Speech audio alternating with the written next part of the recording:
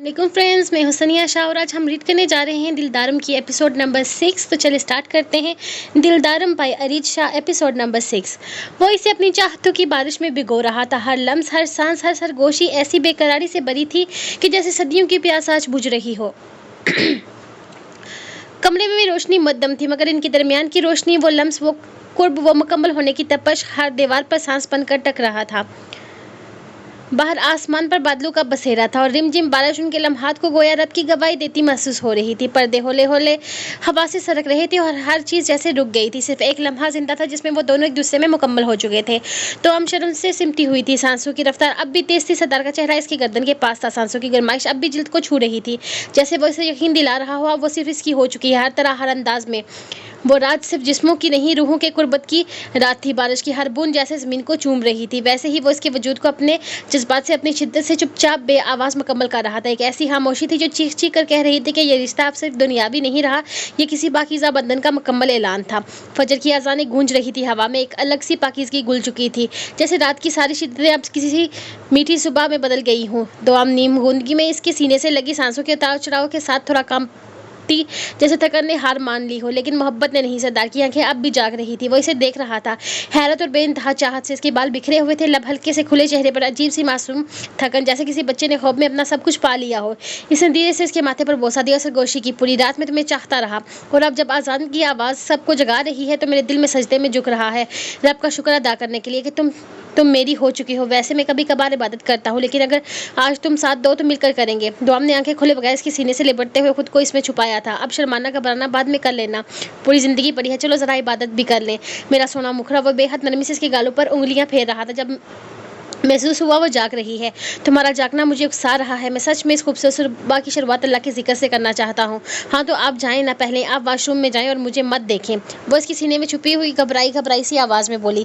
कमरे में हल्की सी रोशनी और खामोशी थी, लेकिन इसकी मासूम गुजारिश ने दिलदार को चौंका दिया। फिर वो होले से हंसा, धीरे से झुका और कान के करीब सरगोशी की। हाय मेरा सजन साईं, तो मुझसे शर्मा रहा है। चलो कोई नहीं, वक्त कम है, आज़ानें काफ़ी देर से हो रही हैं, वरना मेरा तो इरादा था कि तुम्हारे साथ ही फ्रेश हो जाऊँ। खैर याद रखना, आज तुम्हें शर्माने का वक्त दिया है, कल शायद ना मिले। ये कहकर इसने शौकी से इसके नरम गालों को अपनी उंगलियों के दरमियानी लम्स से थामा, इस पर एक निगाह डाली और फिर मुस्कुराते हुए वाशरूम में बंद हो गया। जबकि वो उठकर बैठते हुए अपने बदन पर इसकी काली कमीज महसूस करके शर्म से पानी पानी को होने को थी।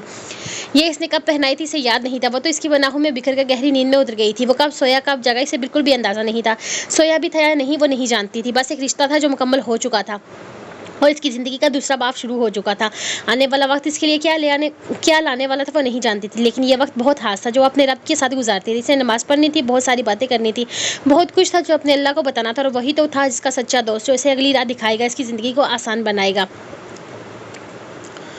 वो नहा कर तौलिए से बाल झाड़ते हुए दरवाजे की तरफ बढ़ा तो सामने ही दुआम को खड़ा पाया। वो एकदम इसकी मौजूदगी से चूका नहीं, बल्कि पलकों की झपक में ही पूरा मंजल दिल में कैद कर गया। दुआम ने नजरें उठाकर देखने की जहमत भी न की थी। कंबल को सर पर जमाते ही तेजी से अंदर दाखिल हुई और दरवाज़ा धम से बंद कर गई। दिलदार के लबों पर एक शरारती मुस्कुराहट उभरी। ओहो मेरा सोना, मेरा मिठरा साईं, इतनी भी क्या जल्दी है, वह आहिस्ता से बरबराया। दरवाजे के बंद होते ही वो एक कदम पीछे हटा, लेकिन दिल में मज़े की एक लहर सी दौड़ गई। रात बड़ी बहादुरी से मुकाबला किया है तुमने मेरा शेरनी। जरा नजरें मिलाकर अपना ये रूप तो दिखाती। सरदार भी देखे दिलदार की मोहब्बत के कितने रंग चढ़े हैं। दिलदार ने हालस कबूली लहजे में अहंकार बड़ी, जैसे इसका गुरूर और मर्दानगी दुआम की घबराहट पर महर तस्दीक साबित कर रहे थे, जबकि वो अपने वाजुर कंधों पर इसके नन्हे नाखूनों से हुए नन्हे नन्हे जख्मों पर निगाह डालते हुए दिल पर हाथ रखा था। ये मीठा सा दर्द भी सुकून दे रहा था। इसके लबों पर जानदार मुस्कुराहट थी। दरवाजे के बाहर खड़ा वो शख्स जो बाज़ाए संगदिल सरदार और नामी ग्रामी डाकू था, इसके लम्हे में दुआम का दिलदार लग रहा था। नरमी से धीरे से दरवाजे की तरफ झुका, जैसे इसकी ओर में खड़ी लड़की के कानों में मोहब्बत गोल देना चाहता। अगर तुम्हें लगता है कि इस तरह से तुम मुझसे छुप कर बच सकती हो तो सजन साईं ये तुम्हारी भूल है। इसकी आवाज़ में शोखी थी। मेरा यार साईं, मेरे को दरवाजे दी चाबी भी है ते हुण ते तारे दिल दे दरवाजे दी भी। मेरा यार साईं, मेरे पास इस दरवाजे की चाबी भी है और अब तो तुम्हारे दिल के दरवाजे की भी। दुआम ने अंदर से सुना तो आंखें खुद बहुत बंद हो गई। दिल की धड़कन जैसे इसके लफ्ज़ों पर सजदा गुजार हो गई थी। लेकिन ये तुम्हारा मासूम डाकू। दिलदार ने हल्की सी मुस्कुराहट के साथ दीवार से टेक लगाई तो इसकी मासूम कहने पर वो दोनों आंखें पूरी तरह से खोलती बंद दरवाजे को घूरने लगी थी। آج تمہیں تنگ کرنے کے موڈ میں بالکل بھی نہیں ہے. یہ وقت تو عبادت کا ہے نا, صبح کا پہلا لمحہ ہے. میں تمہارے قرآن پاک کا انتظام کرتا ہوں, تم فریش ہو جاؤ, نماز ساتھ پڑھیں گے, میرا انتظار کرنا. آخری جملہ کچھ ایسے کہا جیسے دل کی زمین پر محبت کی صدا دے رہا ہو. میں زندگی کی اس پہلی صبح کو زندگی کے سب سے خوبصورت صبح بنانا چاہتا ہوں. اس کے لہجے میں دنیا جہاں کی مٹھاس کھلی ہوئی تھی, ایسی مٹھاس جو دعاؤں کے سنبھلتے ہوئے وجود کو بھی کانپنے پر مجبور کر گئی تھی. وہ کافی دیر سے بیٹھ کر خود سے جنگ لڑ رہی تھی. بار بار ذہن میں پلاننگ چل رہی تھی کہ کیسے اس کی نظروں سے بچ کر اندر داخل ہونا ہے, کیسے اس بے باک سردار کے سامنے خود کو چھپانا ہے. وہ دروازے کے پاس دبکی کھڑی تھی جیسے قلعہ فتح کرنے جا رہی ہو, کمر کو یوں لپیٹا جیسے وہ کوئی چادر نہیں بچا کی آخری دیوار ہو, چہرے پر ڈالا نظر جھکائی اور جیسے سلطاتی درکار بند نکلا اور بجلی کی رفتار سے اندر گھس گئی. دروازہ بند کر لیا جیسے وہ دروازہ نہیں کوئی محافظ ہو جو اس کے شرمائے وجود کو بچا لے گا.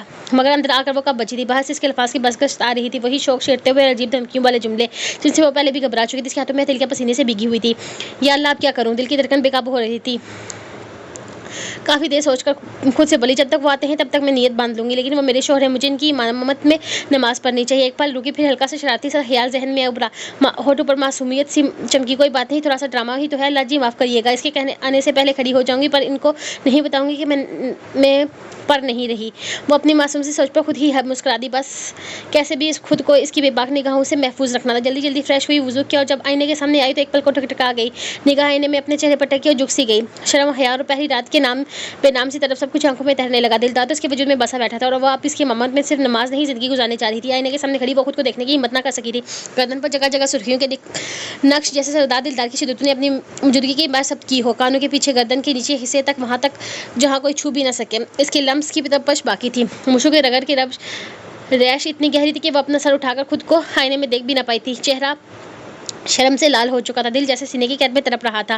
یہ ایک رات کی قربت تھی اور اس کا یہ حال ہو گیا تھا. پھر آنے والی زندگی وہ تو نہ جانے کیسی ہوگی. اس کا دل بے ترتیب ہوا. کیا وہ ساری زندگی یوں ہی اسے خود میں چھپانے پر مجبور کرتا رہے گا. سوچ کر اس کے وجود میں کمی سی دوڑ گئی. دلدار کے لمس میں نرمی کا گمان ضرور تھا, لیکن اب احساس ہو رہا تھا کہ وہ نرمی تو صرف اس کے لہجے میں تھی, بدن پر وہ شدت کی مکمل چھاپ چھوڑ چکا تھا. کمرے میں ہلکی روشنی, شرمائی نظریں, اور آئینے میں اپنا عکس سے آج اپنا نہیں لگ رہا تھا. وہ پوری طرح سے سردار کی شدتوں میں بھیگی ہوئی تھی. وہ اپنی بھی نہیں لگ رہی تھی, صرف اور صرف سردار دلدار کی لگ رہی تھی. آج کی صبح واقعی کچھ الگ ہی تھی. کمرے میں آتے ہی اس کا وقار, چہرے پر بکھری مسکراہٹ, آنکھوں میں شبہ شرارت, سب کچھ نیا نیا لگا تھا. بالا نے جیسے ہی اسے مسجد نما کمرے میں دیکھا, ایک پل کو ٹھکٹکا ضرور, لیکن فوراً ہی اس کے ہونٹوں پر شرارت بڑی مسکراہٹ پھیل گئی. سردار بڑے چمک رہے ہو, خیریت تو ہے. اس نے دانت دکھاتے ہوئے پوچھا, جیسے اپنے سوالوں نگاہوں سے اس کا صبح کا سارا سکون اسی نے خراب کرنا ہو. لیکن سامنے بھی سردار تھا. دلدار نے ایک نظر سے گھورا, پھر ہلکا سا ہنسا. ہاں بالکل چمک رہا ہوں, شادی شدہ انسان ایسے ہی چمکتا ہے. آواز میں دل جلانے والا فخر تھا. خیر تو نہیں سمجھے گا, ابھی شادی کا لڈو تو نے کھایا نہیں. وہ الماری سے قرآن پاک نکالتے ہوئے بولا, ویسے بالا اس دن کیا کہہ رہا تھا تو کہ اپنے لیے کوئی ڈھونڈ لوں گا. تو بھائی ڈھونڈی کیوں نہیں, کب تک میرے سہارے بیٹھا رہے گا. بالا سردار اب ویلا نہیں ہے, شاباش کا لگ جا کام پہ, ڈھونڈ لے اپنے لیے کوئی, پھر تو بھی چمکنا روز چمکنا. اس کی شرارتی لہجے پر بالا کی آنکھیں پھٹی کی پھٹی رہ گئی. حیرت تھی, ابھی شادی ہوئے ایک دن بھی نہیں ہوا تھا, اس کی ذمہ داری لینے سے مکر رہا تھا. اس کے دل میں آیا کہ کچھ کہے, لیکن سردار کی وہ سنجیدہ سی مگر چمکتی ہوئی حالت دیکھ کر بس خون بیچ کر رہ گیا. وہ تو یہ بھی نہیں کہہ سکتا تھا کہ ایک ہی رات میں ابھی نے اسے بدل دیا تھا. بیچاری معصوم سی لڑکی کیا ہی کر سکتی تھی. اس معصوم پر تو شک کرتے ہوئے بھی شک بھی شرما جائے. کیا مطلب ہے سردار, ایسی باتیں کیوں کر رہے ہو, میری شادی تو تم کروانے والے تھے نا. بالا کی آنکھوں میں حیرت, زبان میں تیزی, اور لہجے میں وہی پرانی ضد اتر آئی تھی. کھوتے آپ میں شادی شدہ ہو گیا ہوں. سردار تو جیسے بہت پتے کی بات بتائی تھی. بالا تیز قدموں سے دلدار کے قریب آیا. شادی شدہ ہو گئے ہو, کوئی پاکستان کے پرائم منسٹر تو نہیں لگنے لگے کہ میرے لیے لڑکی نہیں ڈھونڈ سکتے. دلدار نے قرآن مجید کا غلاف سنبھالتے ہوئے پلکیں جھپکائی, مگر لبوں پر خاموشی چھا گئی. میں نے تو دن رات دعائیں کی تمہارے دلہا بننے کے خواب دیکھے, اور اب جب میری باری آئی تو تم چہرہ پھیر رہے ہو. ایسا نہیں ہوگا سردار, میں ایسا نہیں ہونے دوں گا. وہ پیر پر رکھتے ہوئے بچوں جیسا ضدی بن چکا تھا. تمہیں میری شادی کروانی ہوگی. جیسے تم دلہن لائے ہو نا, ویسے ہی بھابھی کی جیسے ایک پیاری سی معصوم سی کیوٹ سی دلہن مجھے بھی چاہیے. اس کے انداز پر دلدار کی ہنسی چھوٹ گئی, لیکن فوراً ہی چھپا گیا. وہ قرآن کو نرمی سے میز پر رکھتے ہوئے مڑا. دلہن مردوں کو ملتی ہے, چھوٹے بچے ضد نہیں کرتے. تو بندوق چلا, ذرا نشانہ لگا کے دکھا مجھے. اس سائرن کے بلب پر اس نے دور پہاڑی پر لگے سائرن پر اشارہ کیا تھا, جس پر رات کو ایک بتی جلتی تھی. آج تک بالا کبھی بھی اس بتی کا نشانہ نہیں لگا پایا تھا, اور یہ نشانہ نہ لگا پانا اس کی مردانگی پر سوال اٹھا دیتا تھا. مجھے نہیں بندوق چلانی, مجھے میری دلہن چاہیے. مجھے نہیں پتا, جہاں مرضی سے لا کر دو مجھے. اس کے لہجے میں اب بھی ضد بول رہی تھی. تو اب بندوق نہیں دلہن چاہیے. بالا ڈاکو بڑے جذبات میں چل رہے ہیں تیرے, پہلے مردانگی کا ثبوت دے. وہ ہنسا اور بالا کا منہ غصے سے اور بھی لال ہو گیا. سردار تم میرے ساتھ بے ایمانی نہیں کر سکتے. سردار ڈکیٹ ہے, کچھ بھی کر سکتا ہے, لیکن بالا ڈکیٹ کا یار ہے, اور ڈکیٹ یار کے لیے جان دے سکتا ہے. تو نے جان مانگی کب؟ جان نہیں چاہیے, دلہن چاہیے. وہ دو بدو بول رہا تھا. معاف کر او بغیرتا, اب میں تیرے جیسے یار کی خاطر کسی کی بہن بیٹی پر تیرے جیسا جن مسلط نہیں کر سکتا. मैं अच्छा बच्चा बन के रहूंगा, वो मासूमियत से बोला। बाला का ये बचपना, जिद और मासूमियत दिलदार के चेहरे पर भी हंसी बिखेर गई थी। क्या करेगा, शादी करेगी? क्या करेगा, शादी करेगी?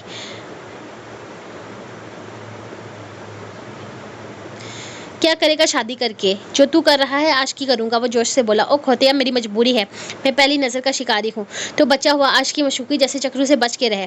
कसम से इंसान कमला हो जाता है इस चक्कर में। वो अपना एक्सपीरियंस बयान कर रहा था जबकि बाला का मुंह बन गया था। अच्छा काका, बस कर, रोना बंद कर, करता हूँ तेरे लिए कोई इंतजाम। वैसे भी अब तुझे सच में एक अदा बीवी मिलनी चाहिए जो खुद अपनी पसंद से कोई ढूंढ ले, वरना मैं ढूंढ कर करवा देता हूँ तेरी शादी। बाला ने फौरन बच्चों की तरह मुंह बनाते हुए कहा, भाभी जैसी चाहिए मुझे। वो जोश से बोला तो दिलदार ने घूरा, भाभी जैसी चाहिए? डंगर आदमी, मैंने कॉपी पेस्ट की दुकान खोल रखी है, मेरा सज्जन साईं दुनिया में एक ही है, इस जैसी कोई नहीं। तुझे कोई लूली लंगड़ी ढूंढ दूंगा। वो कहकर शरारत से हंसते हुए बाहर निकल गया, मगर पीछे चलते बाला को देकर एकदम रुका और सीने पर हल्का सा धक्का मारा। अंदर जा बैठकर नमाज पढ़, अपने लिए दुआ मांग, मुझसे छुई उम्मीद मत रख के तेरे लिए आसमान से चांद लेकर आऊंगा। जो मिली इसके साथ दो बोल पर वाकर तुझे हवाले कर दूंगा इसके। बाला ने मुंह बनाया मगर अंदर चला गया कि अच्छी बीवी से दुआओं से मिलती है, इसलिए दिल से दुआ कर, नमाज पर तलावत कर। वो धमकी देने वाले अंदाज में बोला जैसे वाकई कोई फर्ज अदा कर रहा हो। बाला ने आहिस्ता से बड़बड़ाया, लूली लंगड़ी हो या अन्नी कानी, बस औरत होनी चाहिए और गूंगी मत हो। आवाज बस भाभी जैसी हो, मीठी। दिलदार की घूरती निगाह पड़ी तो जल्दी से जुमला बदल दिया, भाभी से थोड़ी कम प्यारी भी हो तो चलेगी। अबे चल बे, ज्यादा चौड़ा ना हो, शादी करवा रहा हूँ, इसी में खुश रह। मेरी बीवी जैसा कुछ भी नहीं मिलने वाला, मेरा सोना मुखड़ा दुनिया में बस एक ही है, ओनली वन पीस, सिर्फ और सिर्फ अपने सरदार के लिए। चल आप जाने दे, मुझे नमाज पढ़नी है। बाला की शरारत फिर जाग उठी। हाँ हाँ मौलवी जा, शक्ल पे जो तेरी शैतानियत है ना, सिर्फ साफ बता रही है कि तेरे अंदर क्या चल रहा है। वो इसे बेचता खुद भी नीयत बांध चुका था, जबकि सरदार ने अब की दफा कोई जवाब न दिया था, क्योंकि यह हकीकत थी, नीयत तो इसकी सच में अच्छी नहीं थी। दिलदार कमरे में वापस आया तो सामने एक जाय नमाज बिछाई गई थी। थोड़ा पीछे अमामत के लिए जगह रखी हुई थी। जाय नमाज पर खड़ी दुआम ने सर झुकाए, हाथ पे सीने पर बंधे हुए खामोशी से खड़ी थी, गोया वाकई नमाज पढ़ रही हो। इतना लेट हो गया हूँ कि दुआम तो पहले ही नमाज शुरू कर दी, दिलदार ने सोचा। इसने एहतराम से कुरान को एक तरफ रखा और खुद भी नमाज की नीयत करके खड़ा हो गया। मैं अभी इंतजार कर रही हूँ। पीछे जैसे इसकी मनाहट सुनाई दी, इसमें हल्की सी शरारत भी शामिल थी, यानी कि पूरी प्लानिंग से ड्रामा किया गया था। इसकी मीठी आवाज़ सुनकर सरदार ने मुस्कुराकर बगैर पीछे देखे नीयत मुकम्मल की। नमाज का माहौल सुकून और खामोशी से भर गया। सरदार के पीछे दुआम ने पूरी दिल जमाई से नमाज अदा की। जब नमाज मुकम्मल हुई तो वो हाथ उठाकर दुआ मांगने लगी। इतने में सरदार की आवाज़ आई, या अल्लाह तेरा बहुत शुक्रिया, तूने जो मुझे जीने की वजह दी, लेकिन ज़रा शर्म और हया का सिस्टम खत्म कर दे। मैं ठहरा बेशरम बंदा, अब तो इतनी शर्मीली बीवी भी नहीं मांगी थी। इसकी आवाज़ में भरपूर शरारत और मजाक था। यकीनन दुआ पहले ही खत्म हो चुकी थी, बस इसे तंग करने के लिए बोल रहा था। या अल्लाह लोगों को बता दे कि हर कोई इन जैसा बेशरम नहीं होता और ना ही सब ने यहाँ पे बेशर्मियों में डिग्रियाँ हासिल की हुई हैं। कुछ मासूम लोग शर्म और हया भी रखते हैं। इस तरफ से दुआम की मासूमियत बड़ी आवाज़ आई, या अल्लाह लोगों को थोड़ी सी शर्म और हया दे दें, आमीन। चूँ चूँ की आवाज़ कुछ ज़्यादा ही हो रही थी। वो ताने मार रही थी, वो भी दुआओं में। सरदार हैरान रह गया। उम्मीद नहीं थी कि पीछे से इस तरह से कोई आवाज़ आएगी। एक लम्हे के लिए सरदार का दिल चाहा कि वो पीछे मुड़कर इस चूँच को एक ही नज़र में बंद कर दे, लेकिन अभी तो चूज़ी की आवाज़ निकलना शुरू हुई थी, इसलिए वो सब्र कर गया। वो नमाज खत्म कर चुका था, चेहरे पर हाथ फेरते हुए खामोशी से उठा। जैसे ही नजर इस पर पड़ी, पलके झपकाना भूल गया। वो अभी तक जब नमाज पर बैठी थी, आंखें बंद, लब मसलसल ही रहते, जैसे अल्फाज लब से नहीं दिल से निकल रहे हों। इतनी लंबी दुआ कही, अल्लाह से मेरी शिकायतें तो नहीं लगा रही, बनती तो है मेरी चूजे साईं की शिकायत। वो धीरे से मुस्कुराकर बैठ के किनारे आकर टिका। नजरें अब इसकी चेहरे से हटने का नाम नहीं ले रही, लेकिन जो वक्त गुजर रहा था इसके दिल में कुछ और ही पनपने लगा। वो मामूली दुआ नहीं थी, वो जैसे किसी से शिकायत नहीं, हिसाब ले रही थी। कभी होठ बेचती, कभी जाविया बदलकर चेहरा बनाती, जैसे कोई बच्चे किसी बड़े शिकायत करता है, तफसील से पूरे सबूतों के साथ। वो थोड़ा आगे को झुका, उसकी कैफियत को पढ़ने लगा। लब मुसलसल मत रखते और होठों के किनारों पर रात की शिद्दत का हल्का सा निशान वाजिया था। दिल जैसे एक पल को दरकना भूल गया। ये सिर्फ दुआ नहीं मांग रही है, किसी और की दुनिया की बासी लगती है। इतनी मासूमियत, इतनी बेखबरी शायद गलती से इस दुनिया में आ गई थी। वो आहिस्तगी से दीवार से टेक लगाकर खड़ा हो गया। अब निगाहें इसके चेहरे पर थी, वो जो चेहरा जो लगता था जैसे किसी नेकी के सिले में दुनिया को अदा किया गया हो। ऐसा चेहरा जो शिकवा नहीं करता था, बस शराफत से अल्लाह से अपना हक मांगता था। ये लड़की इस दुनिया की हो ही नहीं सकती, ये मेरा नसीब कैसे बन गया, अल्लाह इसकी मासूमियत से डर लग रहा है। वो आसमान की तरफ देखकर हल्का सा बड़बड़ाया, फिर मुस्कुरा कर इसे देखने लगा, जबकि इसने अपने चेहरे पर नाजुक हाथों का पहरा जमाया, यानी दुआ खत्म हुई थी। वो जैसे ही नमाज खत्म होने का यकीन करके सीधी हुई, सामने दीवार के करीब बैठे उस पर नजर पड़ी। खत्म हो गई नमाज, मुझे तो लगा फजर के वक्त शुरू हुई थी, अब ईशा के करीब जाके दुआओं का सिलसिला रुकेगा। वो शरारती लहजे में बोला, बाजू सीने पर बंधे हुए इसे छेड़ने के अंदाज में देखा। खैर अगर नमाज खत्म हो गई हो तो चलो तुम्हें शेर दिल की सवारी करवाता हूँ। दुआम का बस इतना सुनना था कि इसके चेहरे का रंग एकदम बदल गया। पसीने की नन्ही नन्ही बूंदें पेशानी पर चमकने लगी। शेर दिल, वो नाम जिसने पिछली बार की हवास गुम कर दिए थे, वो वैसी सा गोरा जिसके सामने वो बेबस सी खड़ी रह गई थी। कल गली वाली मुलाकात भूली नहीं थी इसे। वो एक पल को जैसे साख हुई, लेकिन फिर जैसे अपने खौफ से निकलने के लिए इसे नजरें फेर कर दाएं तरफ देखा। निगाह खुद ब खुद जा ठहरी कुरान पाक पर, जो बड़े एहतराम से रखा गया था। इसकी आंखों में एक चमक सी जागी, जैसे किसी पनाह की तरफ देख रही हो। वो फौरन आगे बढ़ी, कुरान उठाकर सीने से लगा लिया, लब्बों से चुमा नरमी से खोलने लगी। मुझे तलावत करनी है। वो सितार की बात सुने बगैर अपने रब से जुड़ने लगी थी। सरदार ने इसका वो अंदाज देखा, दिल के किसी कोने में खामोशी से छा गई। शरारत आंखों में अब भी थी, मगर लहजा बदल चुका था। मेरे बहाने बात साईं, ठीक है तुम आराम से तलावत कर लो, तुम्हारी तलावत के बाद ही चलेंगे, कोई मसला नहीं। वो कहकर वहीं बैठ गया और नजरें इस पर जमा गया। वो लड़की जो खौफ में भी कुरान में पनाह ले रही थी, इसके दिल पर ऐसा नक्श बन रही थी जो कभी मिटने वाला नहीं था। वह जैसे ही कुरान पाक को सीने से लगाए तलावत में मशगूल हुई, वहीं वो दीवार से टेक लगाए इसे देखता रहा, मगर वो खुद ये समझ बैठी कि शायद वो भी तलावत करना चाहता है। अचानक नजरें इस पर जमाई, नरम लहजे में बोली, आप वहाँ क्यों बैठे हैं? आपके पास अपना कुरान नहीं है? वो पल भर को चूक सा गया, फिर नजरें झुका ली। एक छोटी सी शर्मिंदगी इसकी पलकों पर ठहर गई। वैसे क्या बताता कि कुरान पाक से इसका रिश्ता बहुत पुराना है और शायद बहुत कमजोर था। दीन से वो बहुत दूर था, लेकिन वो रोशनी जो आज इस लड़की के चेहरे से फूट रही थी, शायद वही पहली बार से कुछ पलों के लिए रोक लेने पर मजबूर कर रही थी। आज है मेरे साथ पढ़ने, इसने अपनी मासूमियत से कहा, जैसे कि दुनिया की सबसे पाक और नेक बंदे हूँ।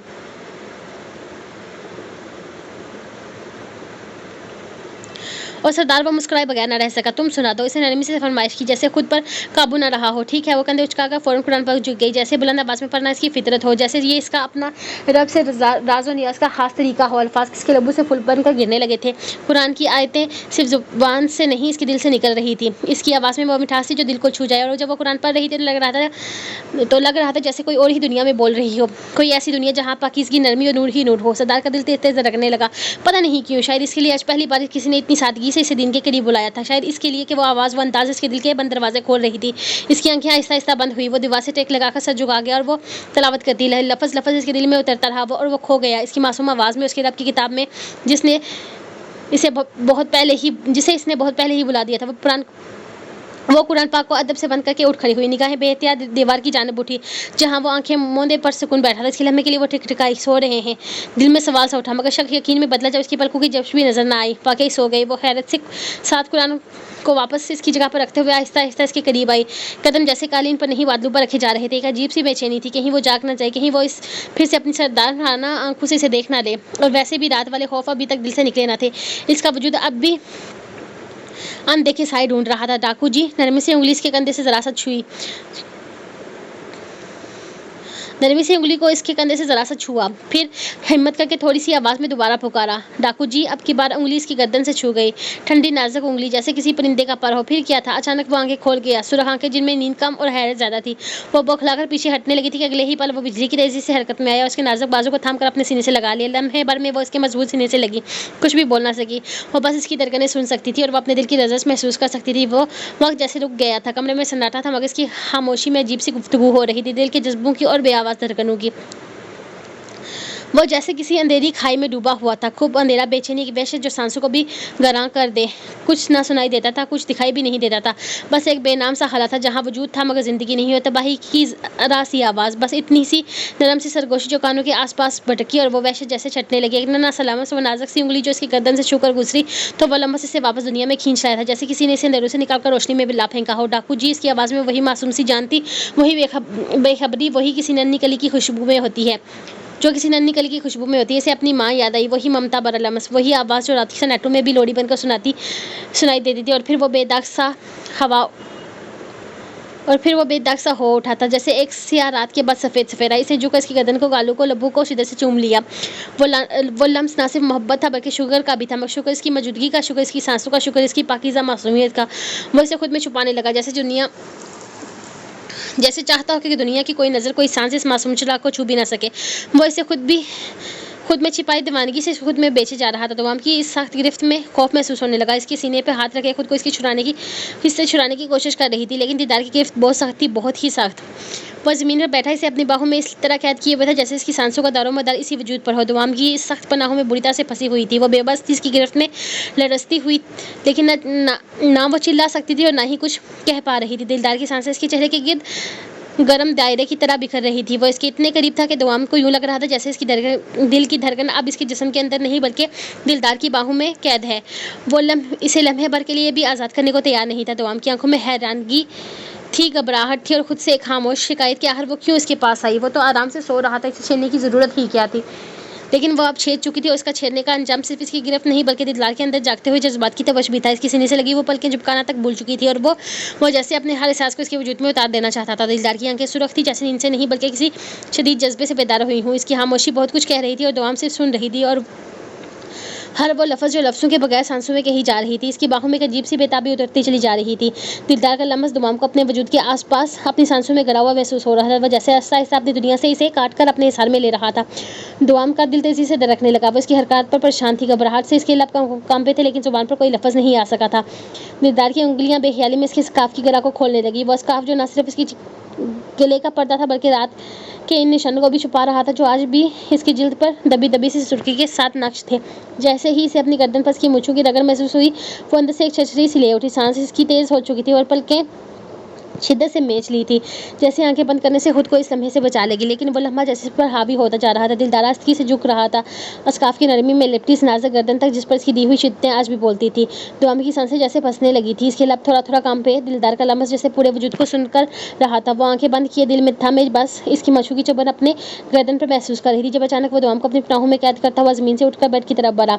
दुआम ने आंखें सख्ती से मेच ली, लेकिन बंद आंखों के पीछे भी वो दिलदार की मौजूदगी को, इसके लम्स को अपने इर्द गिर्द सांस लेते हुए महसूस कर रही थी। वो जानती थी, बाखूबी जानती थी कि अब वो क्या करने जा रहा है। एक ही रात में वो इसकी बेबाकियों का रंग देख चुकी थी और हर रंग हर लम्स इसे किसी नई हद तक बिखेर देता था। दिलदार ने निहायती नरमी मगर अजीब बेकरारी से इसे बेड पर लटाया था। इसकी गर्म सांसें दुआम के चेहरे के पास थी। फिर इसका हाथ आस्ती से अपनी कमीज के पेट की करीब जा रुका और एक ही लम्हे में वो कमीज को गर्दन तक खींच चुका था। अंदाज कुछ ऐसा था जैसे वक्त इसकी कमीज ही इसकी जज्बों की राह में सबसे बड़ी रुकावट हो। फिर अगले लम्हे वो इसका दुपट्टा जो थोड़ी देर पहले इसके हाथों बिखर चुका था, गर्दन से खींचकर बेनियाजी से पीछे फेंक चुका था। इसके अंदाज में तेजी थी, बेताबी थी, जैसे सब्र के सब बंधन टूट चुके हों। दुआम का दिल जोर जोर से धड़क रहा था। वह बेबस थी और खुद को इस लम्हे के रहमो करम पर छोड़े हुए थी। दिलदार के रवैये में वहशत नहीं थी, लेकिन वो शिद्दत जो खामोशी से अपनी गिरफ्त में ले रही थी।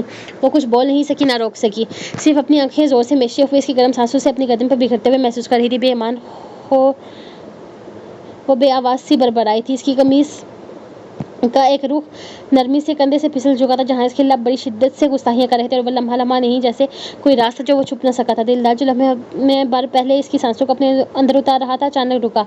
लब इसके कंधे से हटाते हुए इसके चेहरे पर नजर जमाई। इसने झुककर दुआम की आंखों में जंगा, निगाहों में शौक नहीं सवाल था। मेरा सोना मुखरा मनाता भी है, क्या बोल रहा है? मुझे कुछ भी तो सुनाई नहीं दिया। बेईमान तो समझ गया। और मतलब? इसके अंदाज में अजीब सी दिलकशी बड़ा जबर था, जैसे वो अल्फाज को लबों से खींचना चाहता हो। दुआम ने लब बेचे मगर अगले ही लम्हे वही लब दिलदार की उंगलियों के हिसार में थे। इन पर मेरा हक है, तुम इन्हें भेजने का कोई हक नहीं रखती। वो 2 उंगलियों के बीच इसके लबों को थाम कर निहायती धीरे से इस पर दबाव डाल रहा था, जैसे सजा दे रहा हो इसकी हरकत के बदले। कुछ नहीं, बस ऐसे ही एक लफ्ज़ याद आ गया था। वो शर्मिंदा से नजरें चुराए हुए पड़ी, लेकिन दिलदार के चेहरे पर नरमी नहीं थी, तपश थी। मेरी करीब में तुम्हें यही लफ्ज़ याद आया, मेरा मीठा साईं, कुछ और नहीं कहकर नहीं पुकार सकती थी? बेईमान खोर, ये नाम दिया है तुमने मुझे, मतलब समझाओ इसका। दुआम ने हल्की सी सांस खींची।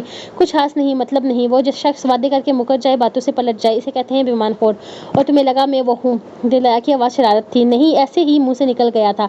इसकी आंखों से साफ खौफ झलक रहा था। वो जानती थी कि ये शख्स नरम तो हो सकता है, लेकिन कमजोर नहीं। इसकी जात में पनाह भी थी और कोई खतरा भी। और दुआम इस वक्त दोनों के बीच में फंसी हुई थी। मैंने तुम्हारे साथ क्या बेईमानी की है मेरा गुलाब साईं? दुआम के अल्फाज में एक खामोशी छुपी हुई थी, लेकिन इसका अंदाज दिलदार के दिल में गहराई से उतर रहा था। अपनी कमीज को कंधे से ठीक करते हुए इसने नरमी से अपना हाथ अपनी गर्दन पर रखा, ताकि रात की शिद्दतों के निशान इसकी आंखों से छुप जाएं। ये छोटा सा अमल दिलदार के लबों पर बेसाख्ता मुस्कुराहट बिखेर गया। इसके हाथ को अपनी मुट्ठी में भरते हुए इसने गर्दन से हटाया, जबकि जिस बेबाकी से वो इसके निशानात पर निगाह गाड़े हुए था, वो मजीद इसको शर्मिंदा कर रही थी। आपने कुछ भी नहीं किया, बताया मैंने। वो बस ये लफ्ज़ याद आ गया था। इसने ज़बरदस्ती मुस्कुराने की कोशिश की। इस वक्त याद करने के लिए कोई और लफ्ज़ नहीं मिला था मेरे बहानेबाज साईं को। दिलदार ने मुस्कुराते हुए इसके लबों को शिद्दत से चूमा। बताओ क्यों बोला मुझे बेईमान खोर? आपकी दफ़ा इतना अंदाज थोड़ा बदला हुआ था। इसके लबों को शिद्दत से चूमते हुए वो एक हाथ इसकी गर्दन पर रखे इसके निशानों को सहला रहा था। वो आपको नहीं क्यों बोला? इसकी बात काटते हुए वो उसकी सिरक निशान पर थोड़ा सा अंगूठे का दबाव डालते हुए सख्ती से बोला, क्योंकि आप होश है, दिल की सवारी करने जा रहे थे ना। आप बेईमान آپ ایمان خود کہیں کہ یہاں بیڈ پر آگے جن کہیں کہ وہ لب بیچتے اقرار کر گئی تھی کہ بے ایمان خور اسی کو بولا گیا تھا، جبکہ اپنی بے اختیاری اور معصومیت میں اسے جن بھی کہہ گئی تھی، جس پر دلدار کی آنکھیں شرارت سے چمکی تھی۔ بے ایمان خور میں اس نے جھٹکے سے اپنے بازو کو دوام کی کمر کے گرد لپیٹتے ہوئے اپنے قریب کھینچ لیا۔ میرا میٹھا سائی، میں تمہاری سوچ سے کہیں زیادہ بے ایمان خور ہوں۔ دلدار کی آواز میں رقصاں خطرہ تھا۔ وہ دوام کے کندھوں سے پردے ہٹاتے ہوئے اپنی انگلیوں کو اس کی گردن سے کندھے کے درمیان گھماتا اس کے نشانات پر لب ٹھہرانے لگا جو ابھی بھی اس کے گردن پر نمایاں تھے۔ دوام نے آنکھیں جھکا کر خاموشی اختیار کی، لیکن دل کی دھڑکن بتا رہی تھی کہ وہ اس جذبے کو شدت سے محسوس کر رہی تھی۔ دلدار کی ہر حرکت میں، ہر لمس میں وہ بے ایمانی بھی تھی، عشق بھی، اور ایک خاص قسم کی ضد بھی جو صرف دو دلوں کے بیچ سمجھ آتی ہے۔ دلدار کی دیوانگی اپنے عروج پر تھی۔ وہ دوام کو اس کے جنون میں یوں چوم رہا تھا جیسے وہ اس لمحے میں مکمل طور پر صرف اسی کی ہو گئی ہو، نہ وہ اس کے سینے سے الگ ہو پا رہی تھی اور نہ ہی اسے خود سے دور کرنے کی ساخت رکھتی تھی۔ وہ اس کی باہوں میں قید اس کی شدتوں کو خاموش گواہ بن چکی تھی۔ دلدار کا ہر لمس، ہر بوسہ اپنے اندر ایک ایسا پیغام رکھتا تھا جس میں صرف جذبہ، طرب اور دیوانگی تھی۔ اس کا جنون، اس کی دیوانگی ہر حد پار کرتا جا رہا تھا۔ دوام جیسے مکمل طور پر اس کے احساس کی قید میں ہو چکی تھی، اس کے احساس کی قید میں آ چکی تھی۔ یہ جو سلسلہ شروع ہوا تھا، یہ صرف محبت کا طوفان نہیں تھا، یہ دلوں کی سرحدوں پر شروع ہونے والا ایک طوفان تھا جو رکنے والا نہیں تھا۔ نہ دلدار کی خواہش تھمنے کو تیار تھی اور نہ دوام کی خاموشی میں کوئی انکار بچا تھا۔ وہ اب بھی اس کی باہوں میں سو رہا تھا، ساری رات نہ خود سویا تھا نہ اسے سونے دیا تھا۔ صبح بھی اس کے جذبات مچل اٹھے تھے، جسے پوری طرح سے شانت کرنے کے بعد وہ گہری نیند اتر گیا تھا۔ اب اتنی نیند تو بنتی تھی۔ دوام کی آنکھ کھلی تو نگاہیں اس کے چہرے سے بند سی گئی تھی۔ وہ پوری طرح اس کی شدتوں میں بکھری ہوئی تھی، اچھی خاصی تھکاوٹ محسوس کرتی اس کے چہرے کو دیکھنے لگی۔ دلدار یلغار، اس کے نازک لبوں پر اس کا نام آیا، لیکن بالکل ایک سرگوشی کی آواز میں۔ یہ شخص جو دوام کی زندگی میں زبردستی شامل ہوا تھا، اس کی مرضی کے خلاف اس کے جذبات کو رونتے ہوئے گہری نگاہوں سے اس کا چہرہ دیکھنے لگی۔ سوئے ہوئے بھی اس کی دلکشی جیسے آسمان کو چھو رہی تھی۔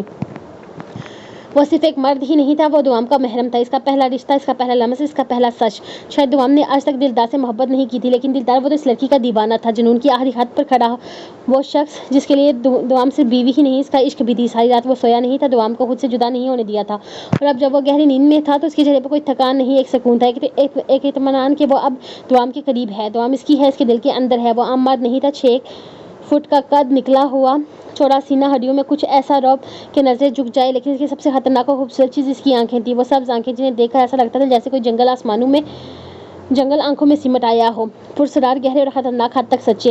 وہ اپنے دنیا کا بادشاہ، اپنے آپ میں ایک راجا تھا، اور دوام وہ لڑکی تھی جو رب کو چاہتی تھی، رب شکر ادا کرنے والی۔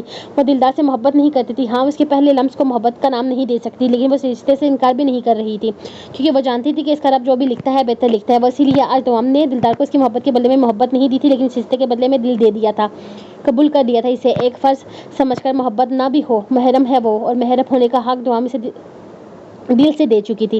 وہ کب کی اسے دیکھ رہی تھی، لیکن دلدار اب بھی نیند کی گہرائیوں میں تھا۔ اس کی بازو میں دبی وہ کچھ پل یوں ہی چپ چاپ اس کا چہرہ دیکھتی رہی، وہ چہرہ جو بے خبری میں بھی عجیب سا سکون دیتا تھا۔ اس کے لبوں پر ہلکی سی مسکراہٹ تھی، جیسے کوئی خوبصورت خواب دیکھ رہا ہو، شاید وہی خواب جس کا وہ حصہ بن چکی تھی، چاہے وہ خود نہ چاہتی ہو۔ دوام نے آہستہ سے اپنی نظریں ہٹائی اور چھت کی طرف دیکھنے لگی۔ اللہ، یہ اتنا بڑا بیڈ اس پہاڑی پر کیسے لائے ہوں گے؟ وہ دل میں بڑبڑائی، پھر بے ساختہ دلدار کی طرف دیکھا، اسے ہنسی بھی آئی اور حیرت بھی ہوئی۔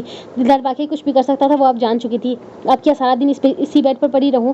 وہ خود سے الجھی، کمر ایک طرف کیا اور لمبی سانس لی۔ دلدار بے خبر نیند کے آغوش میں تھا، چہرے پر سکون سا سایہ جسے اسے دنیا سے کچھ لینا دینا ہی نہ ہو، لیکن اس کے پیٹ میں تو باقاعدہ جنگ چھڑ چکی تھی۔ نیچے قبیلے میں چلی جاؤں، شاید وہی کل والی مائی ہوں، کچھ کھانے کو دے دیں، دل میں خیال آیا، اور ساتھ ہی نظر دلدار پر پڑی۔ نہیں، ابھی جگایا تو پھر جن بن جائیں گے، یوں سوتے ہی اچھے لگتے ہیں۔ ملکہ سے مسکرائی، نظریں پھر سے اس کے چہرے پر جمائی، تھا تو پیارا، اس میں کوئی شک نہیں تھا۔ بھوک اب واقعی اسے ستانے لگی تھی، اس کا جن نما آدمی کو تو اسے میری بھوک کا احساس ہی نہیں، خود تو رات بھر جاگتے رہے، اب ایسے سوئے ہیں جیسے دنیا سے کوئی واسطہ ہی نہ ہو۔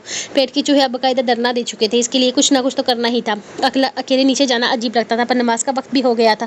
وہ خود میں الجھتی آہستہ سے اس کا ہاتھ پیچھے کرنے لگی تو دلدار نے آنکھیں کھول کر اس کی طرف دیکھا، لیکن وہ اگلے ہی لمحے آنکھیں بند کر سونے کا ناٹک کرنے لگی تھی۔ اس وقت وہ اس شدتیں سہنے کی کنڈیشن میں بالکل بھی نہیں تھی، اور وہ جتنا میں اسے سمجھی تھی وہ ضرورت سے زیادہ رومانٹک انسان تھا۔ دلدار اسے پوری طرح اپنی نگاہوں کے اثار میں لیتا، یہ یقین کرتے ہوئے کہ وہ سو رہی ہے، اس کی گردن پر اپنے لب رکھتا دوبارہ گہری نیند میں اتر گیا تھا۔ تھوڑی دیر کے بعد دوام نے آنکھیں کھول کر اسے دیکھا اور گہری سانس لی۔ وہ سچ مچ میں دوبارہ سو گیا تھا۔ اب کی دفعہ اس کے کھسکنے کا انداز ذرا نرالا تھا، وہ بالکل ذرا سا کھسکتی بیڈ سے کنارے تک آئی اور پھر اس کے بازو کو اس کے انداز میں پیچھے کیا کہ جیسے وہ خود میں قید کر رہی ہو۔ فرش پر قدم رکھتے ہوئے اس نے گہری سانس لی، جیسے جیل سے ہی آزاد ہوئی ہو۔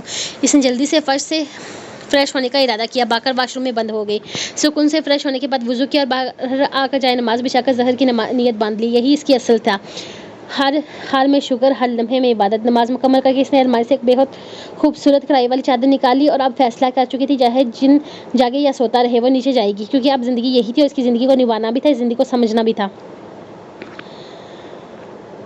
آسمانی رنگ کی گھٹنوں تک آتی فراق میں وہ کسی ہوپ کی طرح لگ رہی تھی۔ لمبے سیاہ بال بالکل سیدھے کندھوں کے پیچھے کریچر میں سلیقے سے سمٹے ہوئے تھے۔ سر پر شفون کا دوپٹہ رکھا تھا جو اس کے چہرے کے نور کو اور زیادہ نکھار رہا تھا۔ اس نے خود کو چادر میں ایسے ڈھانپا رکھا تھا کہ فراق کا رنگ بس دھندلا سا جھلک رہا تھا۔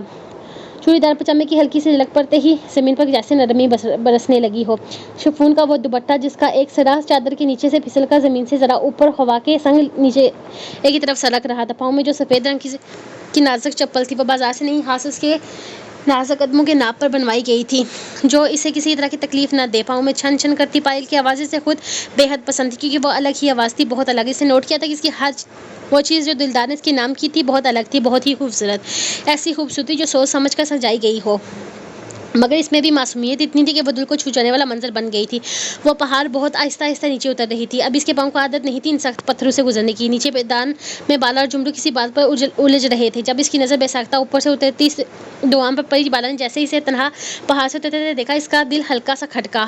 جمرو تو فوراً ہی اوپر کی طرف لپکا، مگر بالا اس سے بھی زیادہ پھرتی سی دکھاتا ہوا اس کے قریب سے ہوا کی طرح گزرا۔ ڈھول سا لمبا ترنگا وجود اس کے عین سامنے جن کی طرح آن کھڑا ہوا تھا، تو اس نے بے ساختہ قدم پیچھے ہٹائے۔ السلام علیکم بھابی، دونوں نے یک زبان ہو کر سلام کیا۔ وہ ان کے اچانک سامنے آ جانے پر گھبرا سی گئی تھی، لیکن بڑی مشکل سے چہرے پر ہلکی سی مسکراہٹ لا کر اس کے سلام کا جواب دے دیا۔ پاگل انسان آرام سے بھی آ سکتا تھا، بھابی کو ڈرا دیا تو نے، دیکھ بیچاری گھبرا گئی۔ بالا نے فوراً جمرو پر سارا الزام ڈال دیا۔ نہیں نہیں، میں نہیں گھبرائی، وہ نرمی سے بولی۔ اس کی آواز میں وہی معصومیت تھی جو چہرے پر لکھی جا سکتی تھی۔ آپ اکیلی آئی ہیں بھابی؟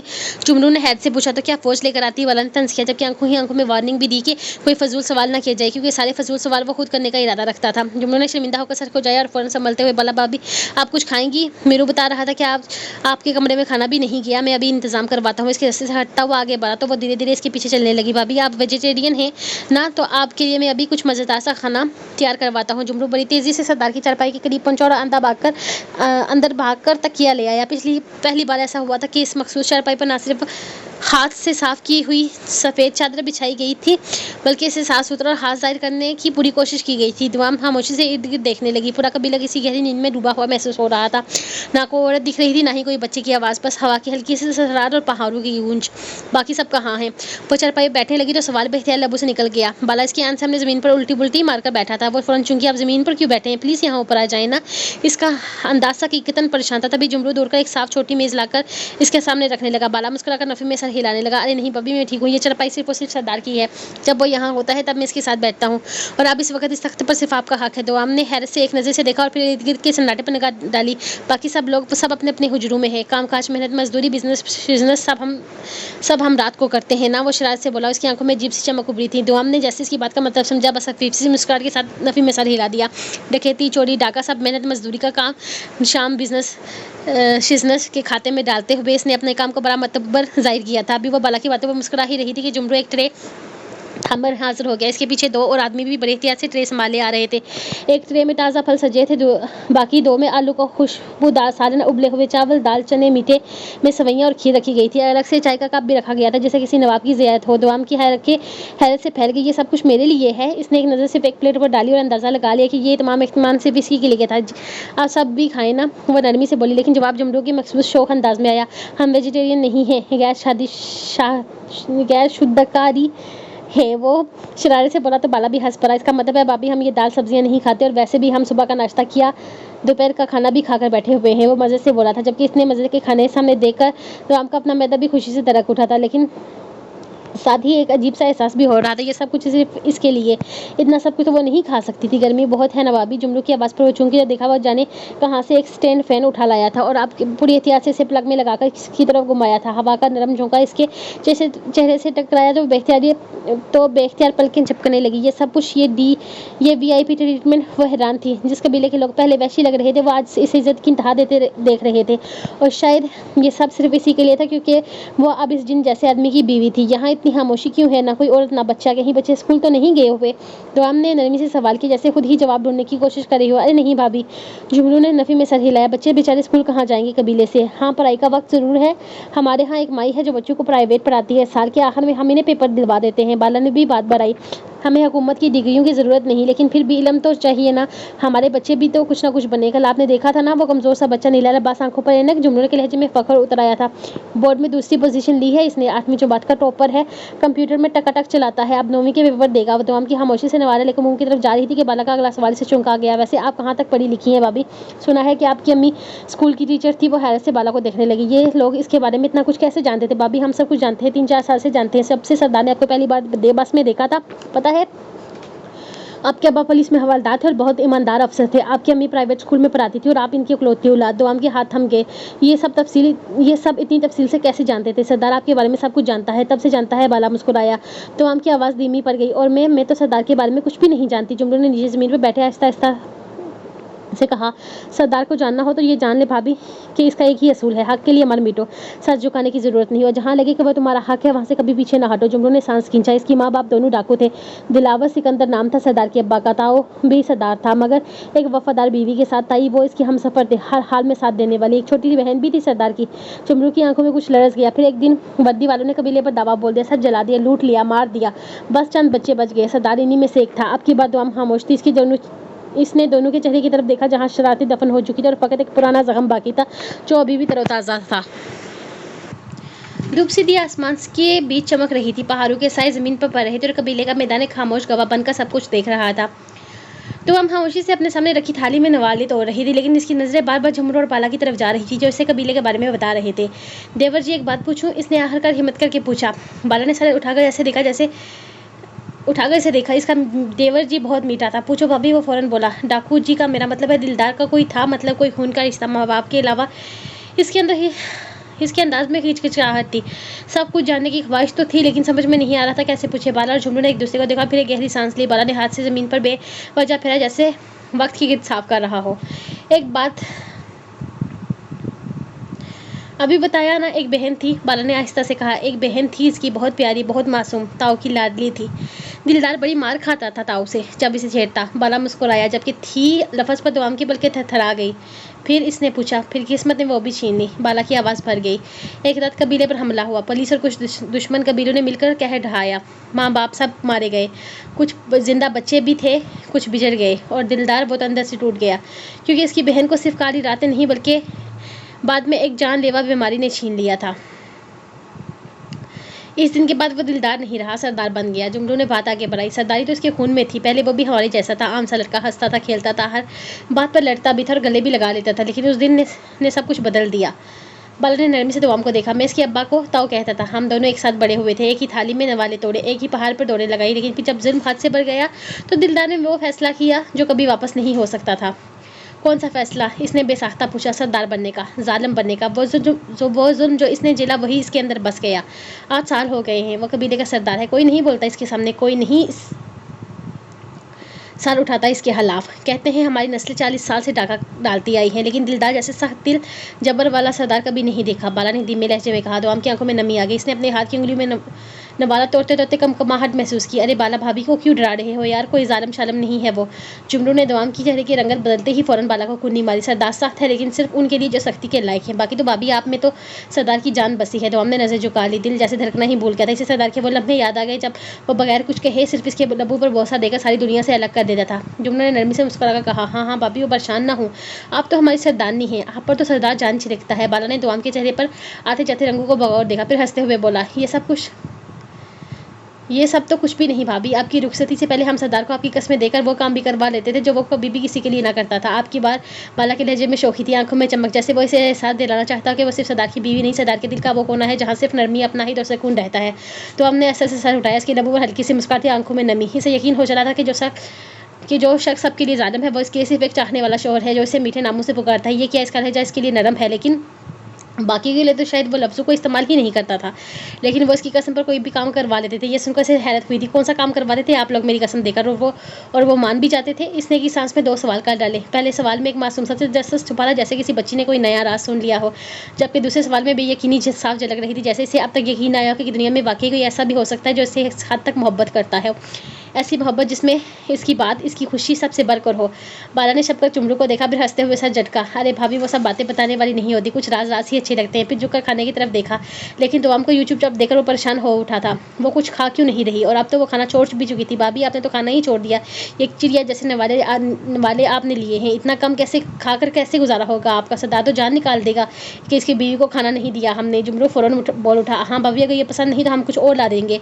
बताओ ना क्या खाओगे, हम अभी लेकर आते हैं। वो इन दोनों के लहजे में परेशानी थी, जबकि दुआम ने आहिस्तगी से नजरें उठाई और बेसाख्ता अंगुली इन दोनों के पीछे की तरफ की उठा दी। वो वहाँ आम का दरख्त, मुझे कच्चा आम खाना, इसके लहजे में बच्चों से फरमाइश थी।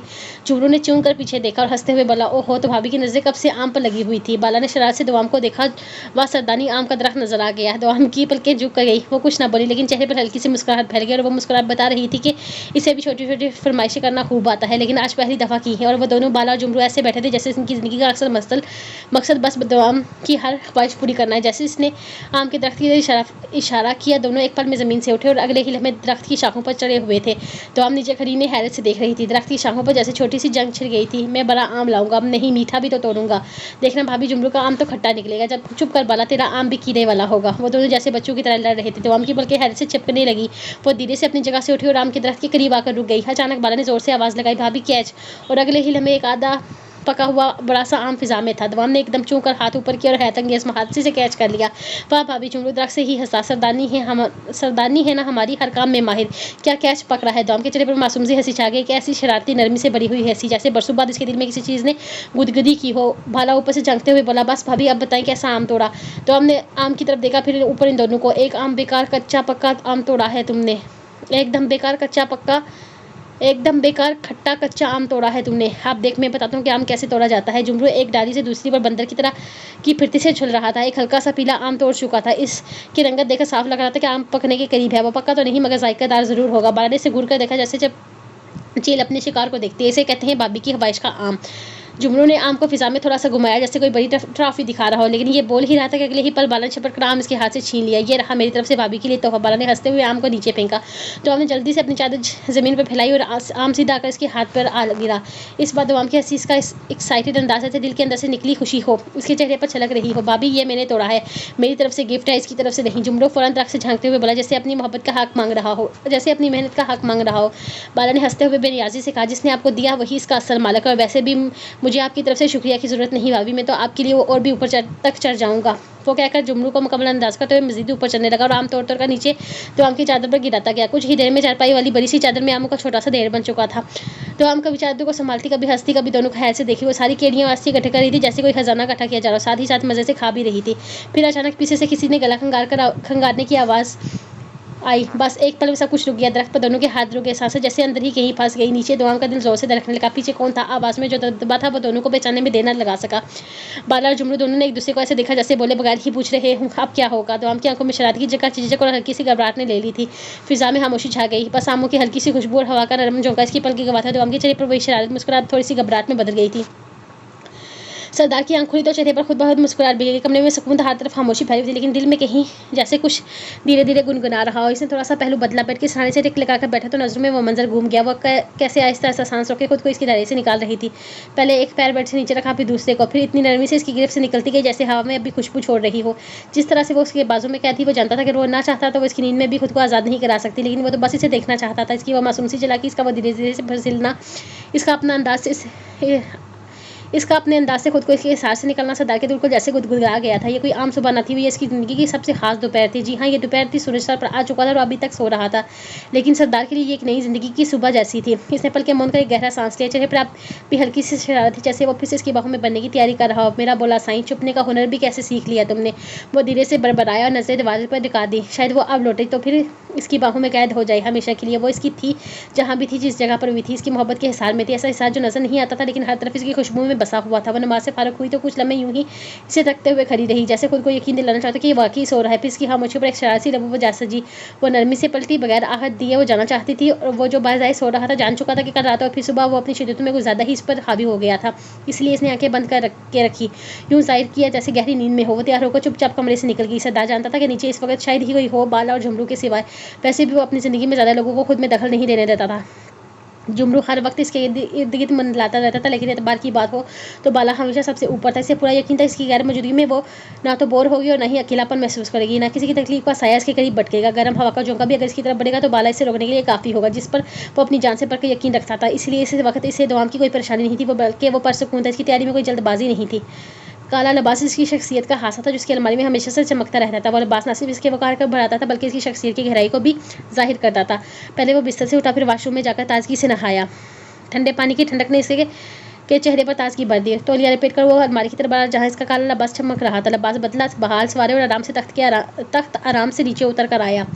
फिर बाहर पथरीले पहाड़ों की छाँव में तीसरे पहाड़ की तरफ कदम बढ़ाते हुए इसकी नज़र एक छोटी सी लड़की पर पड़ी, जो बड़ी सी चादर में लिपटी आम के दरख्त के नीचे खड़ी थी। वो बिल्कुल छोटी मासूम सी बच्ची लग रही थी। इसकी आंखों में शरारत के साथ साथ हल्की सी बेचैनी भी थी, जो इसकी मासूमियत को और निखार रही थी। जब वो उसके करीब पहुंचा तो उसने महसूस किया कि इसके दोनों बंदे बाला और जुमरू एक दूसरे से टकरा रहे हैं। दोनों के चेहरे पर थोड़ी सी मुस्कुराहट थी, लेकिन इनकी नज़रों में एक छुपी हुई जंग चल रही थी और बेहतर और बड़ी कैरी उतार कर भाभी की खिदमत में पेश करने की दौड़ में थे। बाला एक हाथ में केरी थामे खड़ा था, जबकि जुमरू दूसरे हाथ में अपने बेहतरीन केरी दिखाने के लिए तैयार था। और ये दोनों की लड़ाई मोहब्बत बड़ी थी, एक दूसरे को हराकर भाभी को खुश करने की जुस्तजू थी। दरमियान में दवाम की मासूमियत और खुशी की चमक थी, जो इसके मौके को हास बना रही थी। इसकी हल्की हंसी, चादर के अंदर छुपी इसकी शरारत और उसके चेहरे पर फैली खुशी, वो सब कुछ एक खूबसूरत मंजर की तस्वीर बना रहे थे। दवाम एक बार फिर खुशी से केरियां पकड़ती हुई अपने अंदाज में इस जगह की रौनक बढ़ा रही थी। इस दौरान सरदार ने गला खटका कर अपनी मौजूदगी का एहसास दिलाया और वो दोनों बंदे एक लम्हे के लिए रुक गए। इनकी सांसें थम गई और वो छनछनाहट में इसकी तरफ देखने लगे। यहाँ क्या हो रहा है? पीछे से अब गूंजती हुई सरदार की आवाज़ ने पूरे माहौल को साख्त कर दिया। इसकी आवाज़ में ऐसा रौब और सख्ती थी कि बाला और जुमरू नजर झुकाकर साख्त हो गए। कि लम्हे में दोनों तरफ से उतर कर सीधे ज़मीन पर खड़े थे, जैसे किसी अदालत के मजलूम हूँ। दवाम जो अब खुशी खुशी तक केरियां खाने में मगन थी, वो अब भी अपनी जगह पर साख्त हो गई। अगर चाहे वो सरदार से बराह रास्त कुछ भी नहीं सुनती थी, मगर इसका रौब इससे कभी कम गुमसुम कर देता था। वो कैरी जो अभी भी इसके हाथ में आधी खाई थी छुपाने लगी, जबकि सरदार की नज़र नमक और मिर्च के डब्बे पर भी पड़ चुकी थी। सरदार बाला ने धीरे से जबान खोली। हम भाभी के लिए केरियां उतार रहे थे। इसका दिल चाह रहा था, बहुत दिल से कहा था इसने। हाँ, सरदार जुमरू ने फौरन बात जोड़ी। खाना खाने का दिल नहीं कर रहा था इनका, हमने सोचा इनकी ख्वाहिश पूरी कर दे। सरदार की नजरें दोनों पर जमी हुई थी, चेहरा स्टाफ मगर आंखों में सख्ती, जैसे इनकी मासूम वजाहत में भी इसकी गर्मी को ठंडा न कर सकी हो। तुम दोनों को अकल नाम की चीज़ छूकर भी नहीं गुजरी। इसकी आवाज़ अब कदरे बुलंद थी, मगर अल्फाज में ठहराव था। इतने बड़े हो गए मगर ना खुद की फिक्र है, ना ही इसकी जिसके लिए तुम ये सब कर रहे हो। इसने ज़मीन की तरफ देखा, जहाँ 4 से 5 केड़ियों की हड्डियाँ पड़ी हुई थी। फिर इसकी नज़र दवाम के हाथ में मौजूद आधी केरी पर, जिस पर नमक मिर्च भी लगा हुआ था। हम बीमार करना चाहते हो, इसे जानते भी हो कच्ची केड़ियाँ क्या करती हैं? मैदे को जलाती हैं, कितनी बीमारियाँ लग सकती हैं, अंदाज़ा है तुम्हें? और वो यहाँ बैठकर मज़े से तुम दोनों की हिकमत पर का फ़ायदा उठा रही है। सिर्फ शक्ल से मासूम हो, पूरे शैतानी दिमाग रखती है वो आखिरी जुमला कहते हुए दवाम की तरफ देखे बगैर ही कह गया था, जैसे गुस्सा दिल में रखकर जुबान पर सख्ती लाया हो। लेकिन इसकी बात दवाम का मुंह खुल गया था। बाला और जुमरू खामोश खड़े थे। अब की इनके चेहरों पर ना शौकी थी, ना दफा, सिर्फ नदामत थी। दवाम ने अस्की से केरी ज़मीन पर रखी, कुछ बोलना चाहती थी मगर हिम्मत ना हुई। इसे अंदाज़ा हो चुका था कि सरदार को सिर्फ इसकी सेहत नहीं, इसकी ज़ात अजीज़ है और ये छोटी छोटी खुशियाँ भी इसे नुकसान पहुँचा सकती हैं। ये सोच ही सरदार के लिए नाकाबिले बर्दाश्त थी। मुझे कुछ नहीं होता, मुझे खाने की आदत है। वो आहिस्तगी से मरमनाई, जैसे खुद को बेकसूर साबित करने की कोशिश कर रही हो। मगर जैसे ही इसकी निगाह सरदार की सुरख आंखों से विलीस का लहजा बुझा गया, निगाहें झुकी, कदम पीछे हटे और वो खामोशी से बाला के पीछे जा खड़ी हुई। तुमसे किसी ने कुछ नहीं पूछा? अपनी चूंच बंद रखो सजन साईं। सरदार के लहजे में बेतहाशा मिठास थी, लेकिन एक साथ निगाह इन दोनों पर डाली, फिर दरख्त के नीचे बिछाई गई चादर की तरफ इशारा किया, जिन पर केरियों का ढेर लगा था। फेंको ये सब कुछ। इसका लहजा ऐसा था जैसे फैसले की गुंजाइश नहीं ना दी गई हो। दवाम की जान जैसे लब्बू में अटक गई। इतनी देर की मेहनत, इतनी खुशी से चुनी गई केड़ियाँ वो इन सबको यूं ज़ाया कैसे करे? मगर इसकी निगाह जैसे ही फिर से सरदार के चेहरे पर पड़ी तो कोई और सवाल दिल में ना उठ सका। हाँ, भाभी फेंको, बाला ने फौरन कहा। दवाम की तरफ पलट कर घूरा। और तुमने क्या कहा था कि इस पर चाट मसाला डालते हुए खाती हो? इसके लहजे में अब बेचैनी थी, जैसे खुद भी सारी सूरत हाल की संगीनी को समझ चुका हो। इसे अब अंदाज़ा हो रहा था ये सरदार सिर्फ नाराज़ नहीं, वो शदीद गुस्से में है। और ये सिर्फ कैदियों की बात नहीं, ये दवाम की सेहत की बात थी। बाला, अपना लहजा दुरुस्त रखो, मत भूलो कि तुम किससे बात कर रहे हो। अपने सोने मुखड़े से सरदार खुद को इस लहजे में बात करने की इजाज़त नहीं देता। इसके गुस्से से कहने पर सरदार फिरा था, जिस पर बाला ने कहीं झुकाकर 2 कदम पीछे हट गया। बाला को याद है कि वो हाँ, जब दवाम हंसते हुए जुमरू से खाता, मैं तो नमक मिर्ची डालकर भी खाती हूँ। और जुमरू बोतल की जिन की तरह फौरन जाकर नमक मिर्ची ले आया था। अभी वो केरियाँ खाने लगी थी कि इसकी फरमाइश कर दी, कभी कभी तो मैं चाट मसाला भी डालकर खाती हूँ। बाला ने हंसते हुए वादा किया था, बस उतार लेने तो मैं चाट मसाला लाकर दे दूँगा। बेचारे देवरों की मासूमियत थी, यही समझ के वो खाने में कुछ नहीं खा रही। चिड़िया की तरह चलने वाले तोले हैं तो चलो केरियाँ दे दे। मगर ये अंदाज़ा था कि कच्ची केरियाँ इसके लिए नुकसानदा हो सकती हैं। ये बात सरदार को मालूम थी, इसलिए वो इसका गुस्सा बजाता। सरदार का चेहरा सख्त था, मगर दिल अंदर से परेशानी से दवाम की लफ्ज़ों से ज़्यादा इसकी नासमझी से खौफ आया था। वो जानता था ये छोटी छोटी जिद्दें कब नुकसान बन जाती हैं। फिर सरदार की आंखों में इशारे को समझते ही बाला ने एक पल में ताहीर न की थी। ज़मीन पर बिछी चादर की चारों तरफ ने मजबूती से पकड़े और फिर एक झटके में कहीं का वो सारा खजाना सीधा खाई की तरफ उछाल दिया। छोटी छोटी ख्वाहिश जैसे खुदकुशी कर गई हूँ, छोटी छोटी खुशी ख्वाहिशें जैसे खुदकुशी कर गई हूँ इस गहरे खड्ड में। दवाम की आंखों के सामने सब कुछ खत्म हो गया था। इसकी सांसें रुक सी गई, बस रोने की कसर बाकी थी। चेहरा मुकम्मल तौर पर रो देने वाले नक्श में डल चुका था। इसके लब, आंखें और साथ हाथ सब यही बता रहे थे में तूफान आया है। सरदार ने गहरी सांस पड़ी और दोबारा इन तीनों की तरफ निगाह किया। आज के बाद तुम तीनों इस दरख्त के आसपास भी नजर ना आना। आवाज में ना सिर्फ सख्ती थी बल्कि ताहुकुम भी था जो किसी बहस की गुंजाइश ही ना छोड़ता था। फिर वो दवाम की तरफ मुड़ा जिसका चेहरा साफ बता रहा था कि वो अंदर से नाराज हो गई है। चलो मेरा सोना मुकरा, तो मैं शायद दिल की सवारी करवाता हूँ। इसके कंधे पर नरमी से हाथ रखते हुए वो इसके करीब करता हुआ बोला, मेरा सोना साईं नाराज नहीं होते, जो चीज़ नुकसानदह हो इससे दूर रहते हैं। लहजा नरम हुआ था लेकिन आंखों में अब भी वही शक्ति थी, जैसे वो इसकी हैसियत को अपनी हिफाजत में तोलेगा। मगर जैसे ही शेरदिल का नाम सुना दवाम का रंग फिर से उठ गया, माथे पर पसीना उभरा था। मैं थक गई हूँ। वो सुस्त कदमों से चलती सरदार के बिल्कुल करीब आ गई थी। यहाँ नहीं, यहाँ यहीं बैठकर थोड़ा सा आराम कर लूँ, अब सवारी नहीं हो सकती। सुबह कहा था ना, नींद से बोझल पड़ के दिली आवाज़ और नफाकत से लबरेज लहजा। मगर वो जैसे सुनी अनसुनी कर रहा था, जैसे इसके एक बहाने को अंदर तक समझ चुका हो। इसका हाथ थामे इसे अपनी रफ्तार से लिए जा रहा था। दवाम हर मुमकिन कोशिश कर रही थी, कभी ज़मीन पर पैर जमाकर रुक जाती, कभी आहिस्ता हो जाती, कभी पूरी मासूमियत से पीछे देखती कि शायद कोई इसे बचा ले। लेकिन देवजी तो एक दूसरे में मगन हो गए थे। भाभी का तो ख्याल ही नहीं रहा था इसे जिनके हवाले कर दिया था। और फिर वो कुछ भी नहीं कर पा रही थी। बाला या जुमरू को बातों में कैसे उलझाया था, लेकिन ये सरदार था, इसके सामने कोई कुछ कहने की जरूरत नहीं करता था। ना देवर, ना भाभी, ना नौकर। नहीं जाना। हर कर वो रुककर जिद्दी अंदाज में जमीन पर पैर जमाते हुए ऊंची आवाज में बोली, मुझे बहुत गर्मी लग रही है, दिन के वक्त हम कैसे सवारी करेंगे, शाम को चलेंगे ना। इसके माथे पर चमकता पसीना हौफ से फैली निगाहें और बखलाई हुई आवाज लम्हे भर को सरदार ठकठका गया। हाँ, गर्मी तो वाकई ही। इसने निगाह आसमान की ऊपर डाली, फिर इस पर सवारी का मजा भी शाम को ही आता है। यही तो मैं भी कह रही थी। वो फौरन बोल पड़ी, जैसे किसी अदालत में जज ने इसके हक में फैसला सुना दिया हुआ। उफ ठाकुर जी, ऊपर सूरज देखिए, बिल्कुल सर पर। हम किसी मासूम जानवर पर जुल्म थोड़ी करेंगे। बोझ भी उठाएगा, धूप भी जलेगा भी। बहुत जुल्म है। वो बातें कर रही थी लेकिन इसकी नजरें बार बार अस्तबल की तरफ जा रही थी और सरदार इसका सारी शिकायत समझ गया था। चलो ठीक है, वो नरमी से बोला, फिर रूम में चलते हैं। लेकिन जैसे ही वो पलटा, इसकी आंखों की चमक ने दवाम के कदम रोक दिए। क्यों? इसकी आवाज़ काम गई। सरदारों का आहिस्ता से इसकी तरफ झुका। मेरा सोना साईं, गर्मी में सवारी नहीं हो सकती। वो सरगोशी में बोला, लेकिन रोमांस तो हो सकता है ना। और अगले ही लम्हे वो इसके चले गए, इतना करीब आ गया कि दवाम की सांसें रुक गई। इसके लबों पर झुकते हुए सरदार ने शिद्दत से इसे चूम लिया। इसके बाद इसकी सांसें सिर्फ रुकी नहीं बल्कि थम गई थी और धड़कन जैसे मुकम्मल काबू से बाहर हो गई थी। अरे रुबाब बेटी, उठ जा, आटा गूंद, रोटियां अभी तक नहीं बनी। दरवाजे के पार से माँ की आवाज़ आई, रिवायती धमकी भरा सा शफकत अमेज लहजा। रुबाब ने खेस एक तरफ फेंका, चेहरा बिगाड़ते हुए गुस्से से बोली, हाँ, बन गई हूँ मुलाजमा। बस मुझसे ही हर काम। कभी आटा सर पे डाल देते हो, कभी झाड़ू पकड़ा देते हो। मैंने ज़िंदगी में कभी ये काम नहीं किया, मुझसे नहीं होता ये सब। सुन लो, आखिरी बार कह रही हूँ। इसके लहजे में बगावत थी, वही बगावत जो कब से अंदर दबी बैठी थी, पास ही सफा खामोश बैठी हुई थी। मगर रुबाब का गुस्सा सबके लिए था। समीरा और रोशन को तो जैसे नेकियों की पट्टियाँ बांध रखी हैं।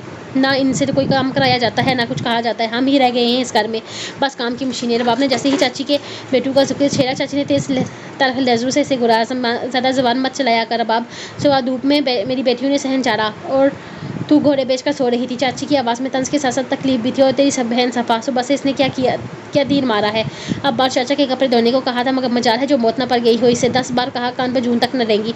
वो गुस्से में सफ़ा की तरफ लपकी, जो बाहर शहर में बैठी न जाने कौन सी करीम अपने हाथों पैरों पर रगड़ रही थी, जैसे यही इसका असल काम। और बात कुछ बोलने ही वाली थी कि चाची ने बहस को छोड़कर खुद को अंदर ले गई। यही इसका अंदाज था, जुबान बंद मगर नफरतों के दरवाजे खुले। अभी दवाम को इस घर से गए कुछ ही दिन हुए थे, मगर लगता था जैसे अभी अमन और सुकून इस घर से रुखसत हो गया हो। हर घंटे बाद एक नई जंग छिड़ती, हर बात पर झगड़ा, हर बात पर तनकीद। जिन लड़कियों को आज तक सर पर बैठाया गया, वो आज झाड़ू पकड़ने पर भी नाक छाड़ दी थी। तो फिर कैसे घर चले? चाचा और अब्बा सब कुछ सुन रहे थे। सबकी दीवारें इनकी समाज से दूर ना थी, मगर वो खामोश थे। वो या शायद बेबस। कभी यही जहन चमकता था, हर कोना साफ होता था, खाने की खुशबू हवा में घुली होती थी, दरवाजे पर आने वाले को पानी खुद ब खुद मैसर आता था। मगर अब हर कोना बिखरा हुआ था, दरख्तों के पत्ते ज़मीन पर, फिजा में गठन और बेतरतीबी। और सबसे बड़ा सवाल जो हर चेहरे पर लिखा था, वो बाहर की दुनिया की जुबान पर आ गया था। इस रात क्या हुआ था? डाकू इन सबको कहाँ ले गए थे? क्या दवाम से निकाह कर लिया गया था या बस रख लिया गया था? वो क्यों गई, कहाँ गई, क्या वो वापस आएगी? इन सवालों का बोझल, माहौल की बेरंगी और अंदर के जख्म, सब ने मिलकर इस घर को सिर्फ एक छत बनाया था, मगर घर नहीं रखा था। नहीं डाकू जी, गर्मी बहुत है और वैसे भी दिन में कमरों में कौन जाता है, इतने सारे काम होते हैं दिन में करने के लिए। जैसे कि इसके अंदाज में ऐसे गहरी नज़रों से देखा गया था, जैसे कि हाँ, खाना बनाना होता है, ये कोई वक्त है कमरे में जाकर आराम करने का? तो हमका वही पुराना मासूम बहानेबाज अंदाज, आंखों में झिझक, चेहरे पर हल्की शरारत और दिल में वही घबराहट जो हमेशा दिलदार की नसें सहते हुए इसे घेर लेती थी। उफ, वो देखता भी तो यूं ही था जैसे अभी कैद कर लेगा। कच्चे आंगन में खड़े होकर वो एक दो कदम पीछे हटी, निगाहें हर तरफ जा रही थी। दिलदार ने हाथ बंद कर इसे गौर से देखा। मुस्कुराहट के पीछे वही मर्दाना ठहराव, वही धीमा तंज जिसमें इश्क की झलक भी थी और जरबर की नरमी भी। इस तरह दिन दहाड़े कमरे में जाकर नहीं बैठे, इसका अंदाज समझ जाने वाला था। तुम्हें किसी बेवकूफ़ ने कहा कि मैं कमरे जाकर बैठूंगा? मैं तो वहाँ जाकर रोमांस करूंगा, अपनी प्यारी सी बीवी की खूबसूरती को सराहूंगा। सजन साइंस ने जानबूझकर आवाज़ खींची, अपने करबतों के रंग वो इसके चेहरे से पड़ने लगा था اور ویسے بھی یہ رومانس شادی کے شروع کے دنوں میں ہی اچھا لگتا ہے نا سجن سائی، بعد میں پھر بچے ہو جائیں گے، اس کے کھانے پینے کی ٹینشن، بیماریوں کی ٹینشن، پڑھائی کی ٹینشن، کپڑوں کی ٹینشن، ان کے جوان ہونے کے بعد شادی کی ٹینشن، اور پھر دادا دادی نانا نانی بن کر پوتے پوتیوں نواسی نواسیوں کو پالنے کی ٹینشن، ان ٹینشنوں میں زندگی گزر جائے گی۔ اور میں ان سب ٹینشنوں میں بننے سے پہلے تمہارے ساتھ بہت سارا رومانس کرنا چاہتا ہوں۔ آج رات مجھے ایک بڑی ڈکیتی پر جانا ہے، رات کو تمہارے ساتھ رہوں گا تو نہیں، یہی وقت ہے رومانس کرنے کا، اس لیے بہتر ہے میرا وقت برباد کرنے کے بجائے اوپر چل کر اپنے شوہر کو جذبات کا احترام کرو۔ نہیں، یہ وقت نہیں ہے، دوام کی آواز کانپ گئی۔ میں ابھی بہت مصروف ہوں، مجھے کھانا بنانا ہے، بہت سارے کام کرنے ہیں۔ اور آگے پیچھے دیکھتے ہوئے زبردستی کوئی کام ڈھونڈنے کی کوشش کر رہی تھی، کبھی ایک طرف دیکھتی کبھی دوسری طرف، حالانکہ وہ جانتی تھی کہ یہاں اس قبیلے میں نہ ادھر اس کا کوئی کام ہے نہ ادھر۔ دلدار نے قدم بڑھایا آہستگی سے، جیسے وہ کسی قیمتی خزانے کی طرف بڑھ رہا ہو۔ میرا سونا مکھڑا، میرا میٹھا سائی، تمہیں لگتا ہے کہ میں اپنی شہزادی کو کسی کام کو ہاتھ لگانے دوں گا؟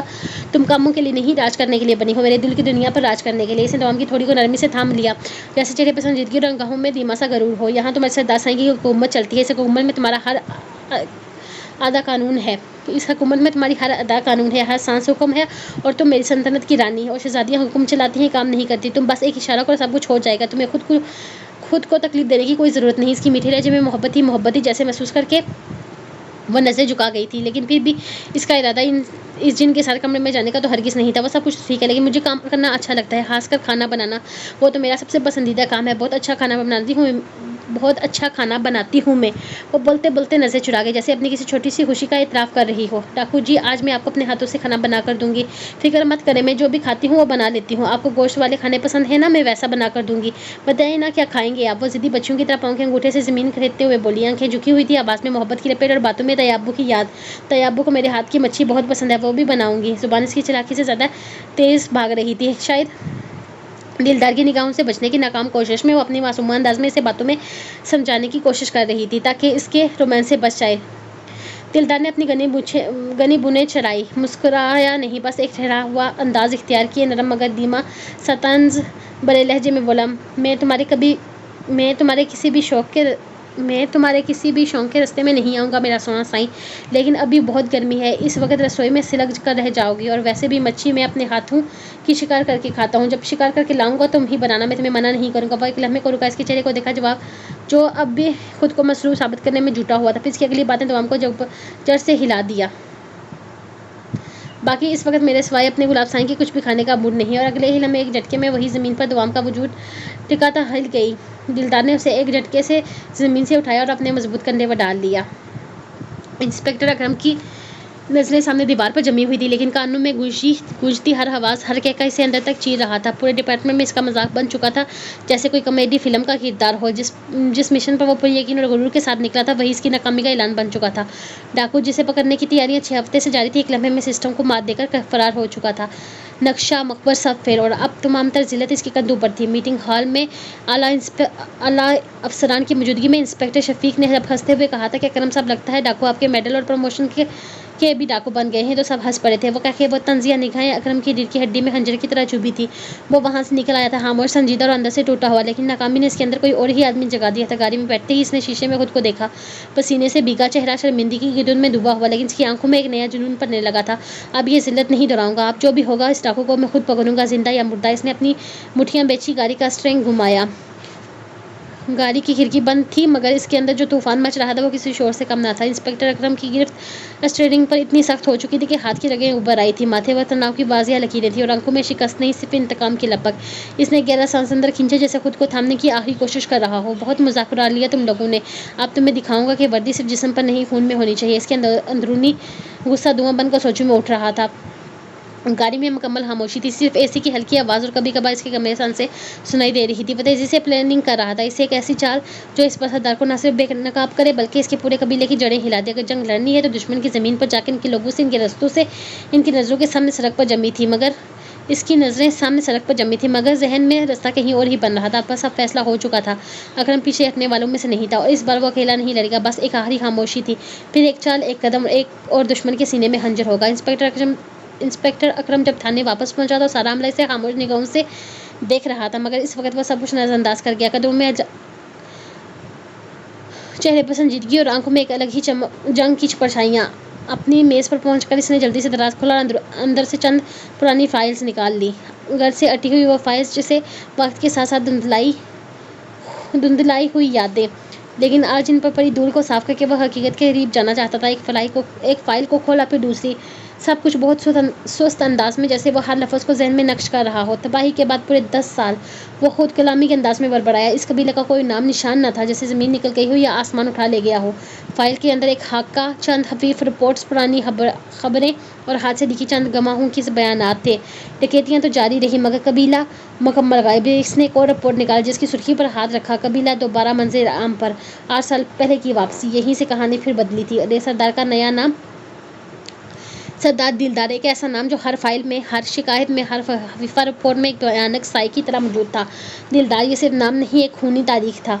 अकरम की आवाज़ में गुस्सा भी था, दिलचस्पी और एक अजीब बेचैनी भी। वह तस्वीरों को गौर से देखने लगा, खास तौर पर दिलदार की एक धुंधली सी तस्वीर पर नजरें जम गई। इसके सामने आग में कुछ नहीं, ना मौत का, ना खौफ का, ना कानून का डर। ये वो दरिंदा है जिसे रोकने के लिए इसके सामने आग भी कुछ भी नहीं थी, ना मौत का खौफ, ना कानून का डर। ये वो दरिंदा है जिसे रोकने के लिए कानून को खुद कबीले में घुसना पड़ेगा। अकरम की आंखों में एक बार फिर वही अज़म लौट आया था, और इस फाइल के साथ वो अगले कदम की तरफ बढ़ने लगा था। अब जंग इसके हसूलों पर होनी थी। इंस्पेक्टर अकरम ने जैसे ही फाइल बंद की, कुर्सी से टेक लगाकर आंखें मूंद ली। एक लम्हा दिमाग में गूंज रहा था, वो लम्हा जब इसे लगा था कि इसने सरदार की कमजोरी पर पकड़ ली थी। वो लड़की जिससे वो मोहब्बत करता था, जिसके लिए वो सब कुछ छोड़ सकता था, और अकरम ने इसी पर दाव खेला था। मगर सरदार भी आम मुजरम नहीं था। इसने वही हथियार छीन कर अपने काबू में ले लिया था। एक निकाह, एक लफ्ज़, और वो लड़की जो कभी इंस्पेक्टर के हाथ में बस एक मोहरा थी, अब सरदार के घर की इज्जत बन चुकी थी। अकरम की उंगलियां मुट्ठियां बनकर कांपने लगी। मैं समझा था उसे कमज़ोर कर दूंगा, पर उसने तो मुझे ही मात दे दिया। अब वो जान चुका था कि ये जंग अब सिर्फ पेशवाराना नहीं, ज़ाती अना बदले और खून की जंग है। अब कोई हथकड़ी नहीं लगेगी, बस एक गोली लगेगी, और वो भी सीने के बीच में। अकरम ने एक गहरी सांस लेते हुए मेज से अपनी गन उठाई, और अब खेल में रहम की कोई गुंजाइश नहीं। इसकी आंखों में अब कानून की रोशनी नहीं, इंतकाम की आग थी। वो फौरन फाइल बंद करता अपनी जगह से उठते हुए एक दफा पीछे थाने से बाहर निकल गया था। पुलिस वालों को और कुछ हवलदारों ने इसे जाते हुए देखा। जैसे वो थाने से बाहर निकले, से अंदर से जानलेवा कहकू की आवाज़ सुनाई दी, जो इसका मजाक उड़ा रहे थे। इसे इन लोगों से कोई गिला नहीं था। इससे पहले भी कहीं पुलिस वाले आए थे और सरदार को गिरफ्तार करने का खौफ ही रह गया था, लेकिन वो इस खौफ को पूरा करेगा। वो सिर्फ सरदार को गिरफ्तार नहीं करेगा, बल्कि इसकी लाश को गांव के बीच चौराहे पर लटकाकर अपनी वर्दी का हक अदा करेगा। अब बात सिर्फ मेडल और प्रमोशन या इनाम की नहीं, अब बात इस गियारत की, अना की और बदले की थी। तो गाइस, ये थी आज की एपिसोड। मिलेंगे कल एक नई एपिसोड के साथ। तब तक दीजिए मुझे इजाज़त। खुश रहें, आबाद रहें, दुआओं में याद रखें। खुदा हाफिज़।